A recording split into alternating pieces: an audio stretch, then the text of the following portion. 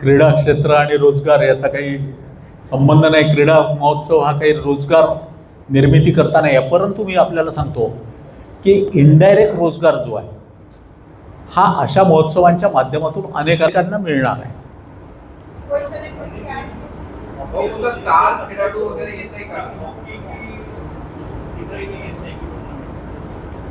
नाही, आम्ही विचारपूस केली तर हॉकी हा जो गेम आहे तो काही सकाळी 6 वाजता दिवसा द्यावा लागणार आहे आणि 90 मिनिटांचा ओव्हरऑल ड्युरेशन त्या टुर्नामेंट की एवढेच गेम्स घ्यायचे ज्याची जबाबदारी आमच्यातला प्रत्येक संयोजक घेऊ शकेल.